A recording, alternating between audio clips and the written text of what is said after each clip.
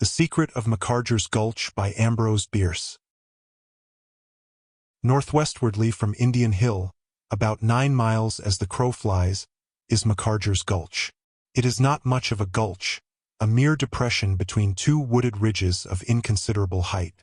From its mouth up to its head, for gulches, like rivers, have an anatomy of their own, the distance does not exceed 2 miles, and the width at bottom is at only one place more than a dozen yards.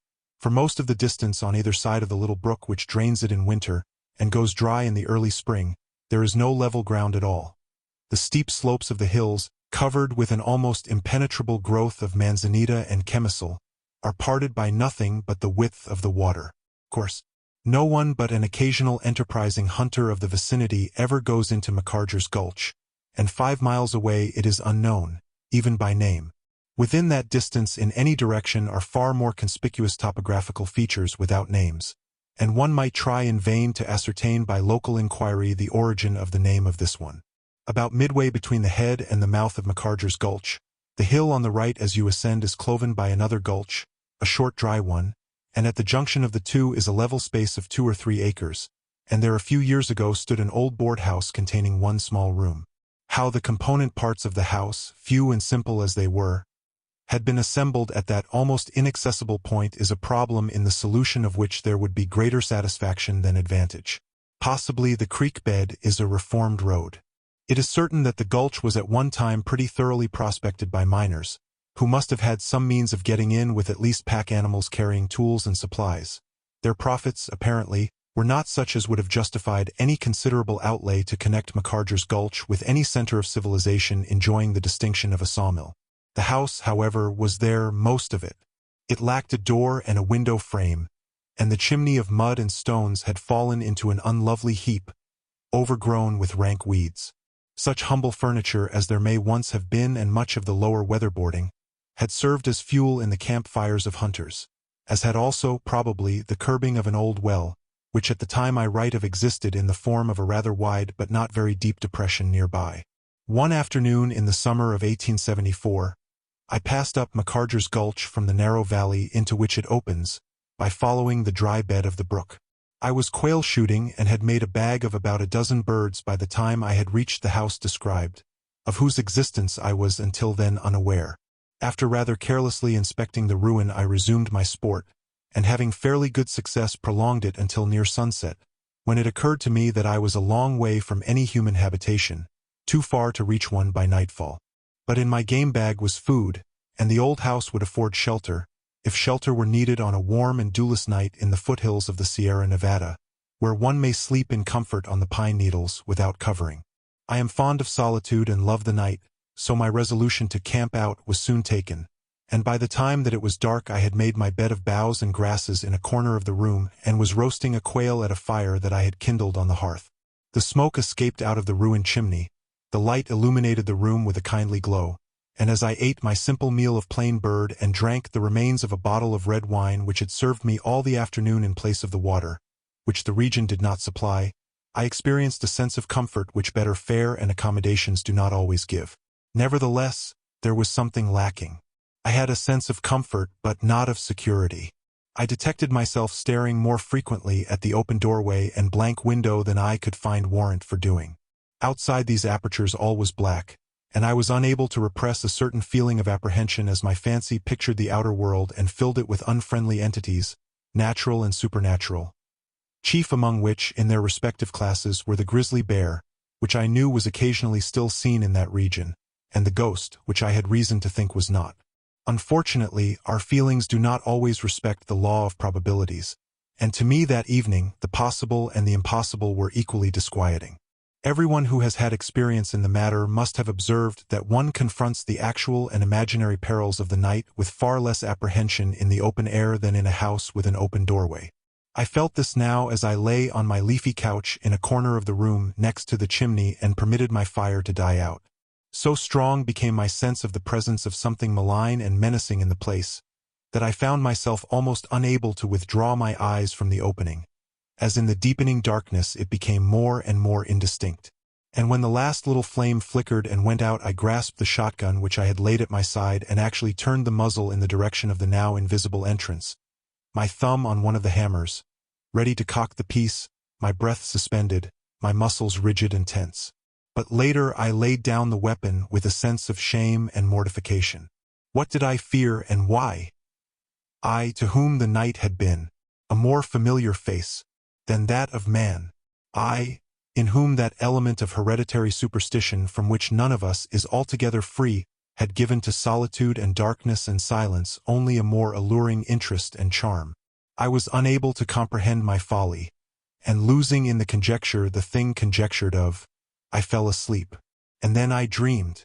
I was in a great city in a foreign land, a city whose people were of my own race with minor differences of speech and costume. Yet precisely what these were I could not say. My sense of them was indistinct. The city was dominated by a great castle upon an overlooking height whose name I knew, but could not speak. I walked through many streets, some broad and straight with high, modern buildings, some narrow, gloomy, and tortuous, between the gables of quaint old houses whose overhanging stories, elaborately ornamented with carvings in wood and stone, almost met above my head. I sought someone whom I had never seen, yet knew that I should recognize when found. My quest was not aimless and fortuitous. It had a definite method. I turned from one street into another without hesitation and threaded a maze of intricate passages, devoid of the fear of losing my way. Presently I stopped before a low door in a plain stone house which might have been the dwelling of an artisan of the better sort, and without announcing myself, entered. The room, rather sparely furnished and lighted by a single window with small diamond-shaped panes, had but two occupants, a man and a woman. They took no notice of my intrusion, a circumstance which, in the manner of dreams, appeared entirely natural. They were not conversing. They sat apart, unoccupied and sullen. The woman was young and rather stout, with fine large eyes and a certain grave beauty. My memory of her expression is exceedingly vivid, but in dreams one does not observe the details of faces. About her shoulders was a plaid shawl. The man was older, dark, with an evil face made more forbidding by a long scar extending from near the left temple diagonally downward into the black mustache. Though in my dreams it seemed rather to haunt the face as a thing apart, I can express it no otherwise than to belong to it. The moment that I found the man and woman I knew them to be husband and wife. What followed I remember indistinctly. All was confused and inconsistent, made so, I think, by gleams of consciousness. It was as if two pictures, the scene of my dream and my actual surroundings, had been blended, one overlying the other, until the former, gradually fading, disappeared, and I was brought awake in the deserted cabin, entirely and tranquilly conscious of my situation. My foolish fear was gone, and opening my eyes I saw that my fire, not altogether burned out, had revived by the falling of a stick and was again lighting the room. I had probably slept only a few minutes, but my commonplace dream had somehow so strongly impressed me that I was no longer drowsy, and after a little while I rose, pushed the embers of my fire together, and lighting my pipe proceeded in a rather ludicrously methodical way to meditate upon my vision. It would have puzzled me then to say in what respect it was worth attention. In the first moment of serious thought that I gave to the matter I recognized the city of my dream as Edinburgh, where I had never been. So if the dream was a memory, it was a memory of pictures and description. The recognition somehow deeply impressed me. It was as if something in my mind insisted rebelliously against will and reason on the importance of all this. And that faculty, whatever it was, asserted also a control of my speech. Surely, I said aloud, quite involuntarily, the Macgregors must have come here from Edinburgh. At the moment, neither the substance of this remark nor the fact of my making it surprised me in the least.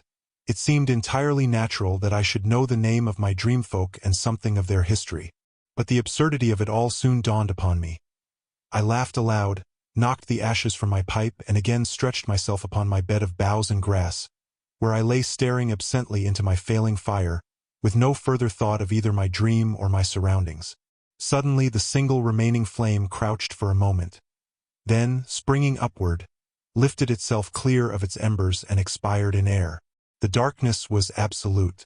At that instant, almost it seemed, before the gleam of the blaze had faded from my eyes, there was a dull, dead sound, as of some heavy body falling upon the floor, which shook beneath me as I lay. I sprang to a sitting posture and groped at my side for my gun. My notion was that some wild beast had leaped in through the open window. While the flimsy structure was still shaking from the impact, I heard the sound of blows, the scuffling of feet upon the floor, and then, it seemed to come from almost within reach of my hand, the sharp shrieking of a woman in mortal agony. So horrible a cry I had never heard nor conceived. It utterly unnerved me. I was conscious for a moment of nothing but my own terror. Fortunately, my hand now found the weapon of which it was in search, and the familiar touch somewhat restored me. I leaped to my feet, straining my eyes to pierce the darkness. The violent sounds had ceased, but more terrible than these, I heard, at what seemed long intervals, the faint intermittent gasping of some living, dying thing. As my eyes grew accustomed to the dim light of the coals in the fireplace, I saw first the shapes of the door and window, looking blacker than the black of the walls. Next, the distinction between wall and floor became discernible, and at last I was sensible to the form and full expanse of the floor from end to end and side to side. Nothing was visible and the silence was unbroken. With a hand that shook a little, the other still grasping my gun, I restored my fire and made a critical examination of the place. There was nowhere any sign that the cabin had been entered. My own tracks were visible in the dust covering the floor, but there were no others. I relit my pipe, provided fresh fuel by ripping a thin board or two from the inside of the house. I did not care to go into the darkness out of doors, and passed the rest of the night smoking and thinking and feeding my fire. Not for added years of life would I have permitted that little flame to expire again. Some years afterward I met in Sacramento a man named Morgan, to whom I had a note of introduction from a friend in San Francisco. Dining with him one evening at his home, I observed various trophies upon the wall, indicating that he was fond of shooting. It turned out that he was, and in relating some of his feats, he mentioned having been in the region of my adventure. "Mr. Morgan?" I asked abruptly. "Do you know a place up there called Macarger's Gulch?" "I have good reason to," he replied. "It was I who gave to the newspapers last year the accounts of the finding of the skeleton there. I had not heard of it. The accounts had been published, it appeared, while I was absent in the East." "By the way," said Morgan, "the name of the gulch is a corruption. It should have been called Macarger's. My dear," he added, speaking to his wife, "Mr. Elderson has upset his wine." That was hardly accurate. I had simply dropped it, glass and all. "There was an old shanty once in the gulch," Morgan resumed when the ruin wrought by my awkwardness had been repaired. "But just previously to my visit it had been blown down, or rather blown away, for its debris was scattered all about, the very floor being parted, plank from plank. Between two of the sleepers still in position I and my companion observed the remnant of a plaid shawl, and examining it found that it was wrapped about the shoulders of the body of a woman, of which but little remained besides the bones, partly covered with fragments of clothing and brown dry skin. But we will spare Mrs. Morgan," he added with a smile. The lady had indeed exhibited signs of disgust rather than sympathy. "It is necessary to say, however," he went on, "that the skull was fractured in several places, as by blows of some blunt instrument, and that instrument itself, a pick handle still stained with blood, lay under the boards nearby." Mr. Morgan turned to his wife. "Pardon me, my dear," he said with affected solemnity, "for mentioning these disagreeable particulars, the natural though regrettable incidents of a conjugal quarrel, resulting, doubtless, from the luckless wife's insubordination. I ought to be able to overlook it," the lady replied with composure. "You have so many times asked me to in those very words." I thought he seemed rather glad to go on with his story. "From these and other circumstances," he said, "the coroner's jury found that the deceased, Janet Macarger, came to her death from blows inflicted by some person to the jury unknown, but it was added that the evidence pointed strongly to her husband, Thomas Macarger, as the guilty person. But Thomas Macarger has never been found nor heard of. It was learned that the couple came from Edinburgh, but not. My dear, do you not observe that Mr. Elderson's bone plate has water in it? I had deposited a chicken bone in my finger bowl. In a little cupboard I found a photograph of Macarger, but it did not lead to his capture. Will you let me see it?" I said. The picture showed a dark man with an evil face made more forbidding by a long scar extending from near the temple diagonally downward into the black mustache. "By the way, Mr. Elderson," said my affable host, "may I know why you asked about Macarger's Gulch?" "I lost a mule near there once," I replied, "and the mischance has quite upset me." "My dear," said Mr. Morgan, with the mechanical intonation of an interpreter translating, "the loss of Mr. Elderson's mule has peppered his coffee." The end. One Summer Night by Ambrose Bierce. The fact that Henry Armstrong was buried did not seem to him to prove that he was dead. He had always been a hard man to convince. That he really was buried, the testimony of his senses compelled him to admit. His posture, flat upon his back, with his hands crossed upon his stomach and tied with something that he easily broke without profitably altering the situation. The strict confinement of his entire person, the black darkness and profound silence, made a body of evidence impossible to controvert, and he accepted it without cavil. But dead, no, he was only very, very ill. He had, withal, the invalid's apathy, and did not greatly concern himself about the uncommon fate that had been allotted to him. No philosopher was he, just a plain, commonplace person gifted, for the time being, with a pathological indifference. The organ that he feared consequences with was torpid. So, with no particular apprehension for his immediate future, he fell asleep, and all was peace with Henry Armstrong. But something was going on overhead. It was a dark summer night, shot through with infrequent shimmers of lightning silently firing a cloud lying low in the west and portending a storm. These brief, stammering illuminations brought out with ghastly distinctness the monuments and headstones of the cemetery and seemed to set them dancing.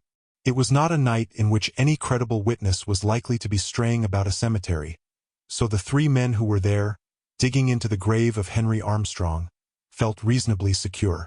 Two of them were young students from a medical college a few miles away. The third was a gigantic Negro known as Jess. For many years Jess had been employed about the cemetery as a man of all work, and it was his favorite pleasantry that he knew every soul in the place. From the nature of what he was now doing, it was inferable that the place was not so populous as its register may have shown it to be. Outside the wall, at the part of the grounds farthest from the public road, were a horse and a light wagon waiting. The work of excavation was not difficult. The earth with which the grave had been loosely filled a few hours before offered little resistance and was soon thrown out. Removal of the casket from its box was less easy, but it was taken out, for it was a perquisite of Jess, who carefully unscrewed the cover and laid it aside, exposing the body in black trousers and white shirt. At that instant the air sprang to flame. A cracking shock of thunder shook the stunned world, and Henry Armstrong tranquilly sat up. With inarticulate cries the men fled in terror, each in a different direction. For nothing on earth could two of them have been persuaded to return. But Jess was of another breed. In the gray of the morning the two students, pallid and haggard from anxiety, and with the terror of their adventure still beating tumultuously in their blood, met at the medical college. "You saw it?" cried one. "God! Yes, what are we to do?" They went around to the rear of the building, where they saw a horse, attached to a light wagon, hitched to a gatepost near the door of the dissecting room. Mechanically they entered the room. On a bench in the obscurity sat the Negro Jess. He rose, grinning, all eyes and teeth. "I'm waiting for my pay," he said. Stretched naked on a long table lay the body of Henry Armstrong, the head defiled with blood and clay from a blow with a spade. Dear listener, we close the pages on another tale, a journey through words, imagination, and emotion. Here at the Falls Audiobook, where stories flow like a river's current, carrying you to distant worlds and uncharted depths, we thank you for joining us. As always, we invite you to linger a little longer. Subscribe to our channel to discover more stories waiting to be heard, each a cascade of voices, ideas, and artistry. And remember, every great story begins with a single word. Perhaps the next one will begin with you. Until our voices meet again, may your days be filled with quiet moments, rich pages, and the soothing sound of a story well told. This is the Falls Audiobook, signing off.